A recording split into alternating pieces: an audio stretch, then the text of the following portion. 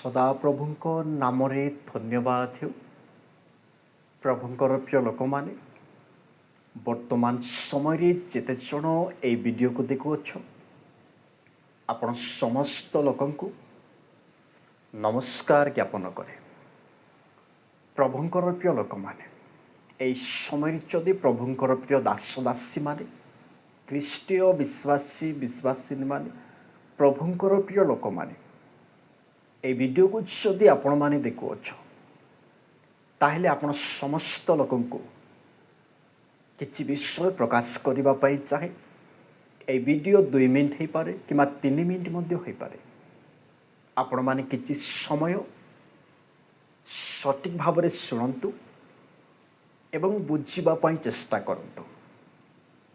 କାରଣ ବର୍ତ୍ତମାନ ସମୟରେ ଅନେକ ପ୍ରଚାରକ ବାହାରିଛନ୍ତି, ଅନେକ ରେଭରେଣ୍ଡ, ଅନେକ ପାଳକ, ଅନେକ ଭବିଷ୍ୟତ ବକ୍ତାମାନେ ବାହାରିଛନ୍ତି। ଆପଣମାନେ ଜାଣନ୍ତି, ବହୁତ ମାତ୍ରାରେ ବାହାରିଛନ୍ତି। ଆପଣମାନଙ୍କ ପାଖରେ କିଛି ଗୁରୁତ୍ୱପୂର୍ଣ୍ଣ ବିଷୟ ଏହି ଭିଡ଼ିଓ ମାଧ୍ୟମରେ ପ୍ରକାଶ କରୁଅଛି। ଆପଣମାନେ ଜାଣିବା ଦରକାର। ପ୍ରଭୁଙ୍କର ପ୍ରିୟ ଲୋକମାନେ, ବର୍ତ୍ତମାନ ସମୟରେ ଯେଉଁ ପ୍ରଭୁଙ୍କର ପ୍ରିୟ ଦାସମାନେ, ଭବିଷ୍ୟତ ବକ୍ତାମାନେ, ରେଭରେଣ୍ଡ ଆଜ୍ଞାମାନେ, ପାଳକମାନେ, ବିଶପମାନେ, ଟିକନମାନେ ଯେଉଁମାନେ ପ୍ରଚାର କରୁଛନ୍ତି, ସେମାନଙ୍କୁ ଆମେ କେମିତି ଜାଣିପାରିବା ଯେ ସେମାନେ ବାଇବଲରେ ଥିବା ବିଷୟ କହୁଛନ୍ତି କି ବାଇବଲର ବାହାରେ ସେମାନେ କହୁଛନ୍ତି? ପ୍ରଭୁଙ୍କର ପ୍ରିୟ ଲୋକମାନେ, ଯେଉଁମାନେ ବାଇବଲ ଟୋଟାଲ ଅଧ୍ୟୟନ କରିନଥିବେ, ଜାଣିନଥିବେ, ସେମାନେ ମଧ୍ୟ ପ୍ରଚାର କରୁଛନ୍ତି। ଏବଂ ଯେଉଁମାନେ ବାଇବଲକୁ ସଠିକ୍ ଭାବରେ ଅଧ୍ୟୟନ କରି ଜାଣିକି କେତେ ଥର ସେମାନେ ପଢ଼ିଥିବେ, ସେମାନେ ପ୍ରଚାର କରୁଥିବେ। ହେଲେ ଆପଣମାନେ କେମିତି ଜାଣିପାରିବେ ଜଣେ ବ୍ୟକ୍ତି ସେ ବାଇବଲରେ ଥିବା ବିଷୟ ପ୍ରକାଶ କରୁଛି କି ବାଇବଲର ବାହାରେ ସେ ଶିକ୍ଷା ଦେଉଛି? ସେଇ ବ୍ୟକ୍ତି, ଯେଉଁ ବ୍ୟକ୍ତିଙ୍କର ବାକ୍ୟ ଆପଣମାନେ ଶୁଣୁଛ, ସେଇ ବାକ୍ୟ ବାଇବଲରେ ଲେଖାଯାଇଥିବା ବିଷୟ ସେ ପ୍ରକାଶ କରୁଅଛି କି ବାଇବଲରେ ଲେଖାଯାଇ ନାହିଁ? ଆପଣମାନେ କେମିତି ଜାଣିପାରିବେ? ପ୍ରଭୁଙ୍କର ପ୍ରିୟ ଲୋକମାନେ, ଆପଣମାନଙ୍କ ପାଖରେ ସେଥିପାଇଁ ଏହି ଭିଡ଼ିଓ ବନାଇଲି। ପ୍ରଭୁଙ୍କର ପ୍ରିୟ ଲୋକମାନେ, ଯେ ଆପଣମାନେ ଜାଣିପାରନ୍ତୁ। କେମିତି ଜାଣିପାରିବା ସେଇ ବ୍ୟକ୍ତିକୁ? ପ୍ରଭୁଙ୍କର ପ୍ରିୟ ଲୋକମାନେ, ଆମ୍ଭେମାନେ ପ୍ରଥମେ ସଠିକ୍ ଭାବରେ ଈଶ୍ୱରଙ୍କର ପବିତ୍ର ବାଇବଲକୁ ଅଧ୍ୟୟନ କରିବା ଦରକାର।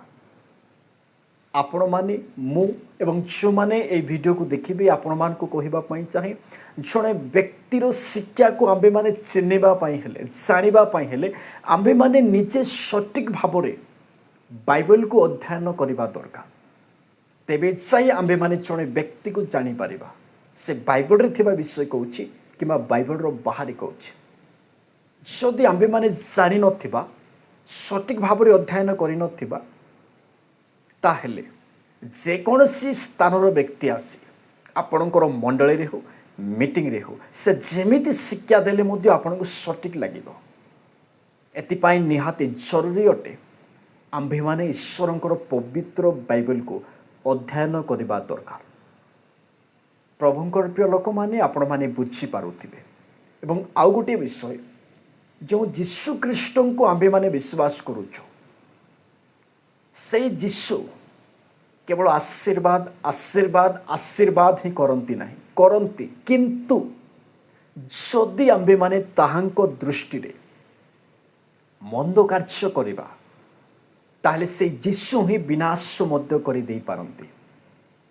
ଯଦି ଯୀଶୁ ଆମର ସପକ୍ଷ, ତାହେଲେ କେହି ମଧ୍ୟ ଆମକୁ ଜିତି ପାରିବେ ନାହିଁ। ଯେକୌଣସି କ୍ଷେତ୍ରରେ ହେଲେ ମଧ୍ୟ ଆମକୁ ହରାଇ ପାରିବେ ନାହିଁ। କିନ୍ତୁ ସେଇ ଯୀଶୁ ହିଁ ଆମର ବିପକ୍ଷ ହେବେ, ତାହେଲେ ଆମ୍ଭକୁ କେହି ମଧ୍ୟ ଉଦ୍ଧାର କରିପାରିବେ ନାହିଁ। ପ୍ରଭୁଙ୍କର ପ୍ରିୟ ଲୋକମାନେ, ସେଇ ଯୀଶୁ ପ୍ରେମିକ ଅଟନ୍ତି, ସେଇ ଯୀଶୁ ଧାର୍ମିକ ଅଟନ୍ତି, ପବିତ୍ର ଅଟନ୍ତି, କିନ୍ତୁ ସେଇ ଯୀଶୁ ନ୍ୟାୟୀ ମଧ୍ୟ ଅଟନ୍ତି। ପ୍ରଭୁଙ୍କର ପ୍ରିୟ ଲୋକମାନେ, ବର୍ତ୍ତମାନ ସମୟରେ ଅନେକ ଜାଗାରେ ଆପଣମାନେ ଶୁଣୁଥିବେ ଆଶୀର୍ବାଦର ବିଷୟ, ମିରାକଲର ବିଷୟ, ଆଶ୍ଚର୍ଯ୍ୟର ବିଷୟ। ପ୍ରଭୁଙ୍କର ପ୍ରିୟ ଲୋକମାନେ, କିନ୍ତୁ ସେଇ ପରମେଶ୍ୱର ହିଁ ପ୍ରେମ କରନ୍ତି ଏବଂ ବିଚାର ମଧ୍ୟ କରନ୍ତି। ଅର୍ଥାତ୍ ବିନାଶ ମଧ୍ୟ କରିଦେଇପାରନ୍ତି। ଏଥିପାଇଁ ଆମ୍ଭେମାନେ ଜାଗ୍ରତ ହେବା ଦରକାର। ପ୍ରଭୁଙ୍କର ପ୍ରିୟ ଲୋକମାନେ, ଏତିକି ମାତ୍ର ଆପଣମାନଙ୍କ ପାଖରେ ପ୍ରକାଶ କରୁଅଛି। ଆପଣମାନଙ୍କର ମତାମତ କ'ଣ? ପ୍ରଭୁଙ୍କର ପ୍ରିୟ ଲୋକମାନେ, ଆପଣମାନେ ଲେଖିକି ଜଣାନ୍ତୁ। କିମ୍ବା ଆପଣମାନେ এই ଭିଡ଼ିଓକୁ ବା এই ବିଷୟକୁ ଶୁଣିଲା ପରେ ଆପଣମାନେ କିଛି ନା କିଛି ଜାଣିଥିବେ, ଶିଖିଥିବେ ଏବଂ ଆପଣମାନେ ଜାଗ୍ରତ ମଧ୍ୟ ହୋଇପାରିବେ। ପ୍ରଭୁଙ୍କର ପ୍ରିୟ ଲୋକମାନେ, এই ଚ୍ୟାନେଲକୁ ମଧ୍ୟ ଆପଣମାନେ ସପୋର୍ଟ କରନ୍ତୁ ବା ସବସ୍କ୍ରାଇବର କରନ୍ତୁ ଏବଂ এই ଭିଡ଼ିଓକୁ ଅନେକ ଲୋକମାନଙ୍କ ପାଖରେ ସେୟାର କରନ୍ତୁ। ପ୍ରଭୁଙ୍କର ପ୍ରିୟ ଲୋକମାନେ, ଏବଂ ଅନେକ ବିଷୟ ଅଛି এই ବିଷୟରେ କହିବା ନିମନ୍ତେ ପ୍ରଭୁଙ୍କର ପ୍ରିୟ ଲୋକମାନେ, କିନ୍ତୁ ଏତିକି ମାତ୍ର ଆପଣମାନଙ୍କ ପାଖରେ ପ୍ରକାଶ କରୁଅଛି। এই ଛୋଟିଆ ବାକ୍ୟ ଦ୍ୱାରା ଆପଣ ସମସ୍ତ ଲୋକଙ୍କୁ ଏବଂ ମୋତେ ମଧ୍ୟ ପ୍ରଭୁ ଆଶୀର୍ବାଦ କରନ୍ତୁ।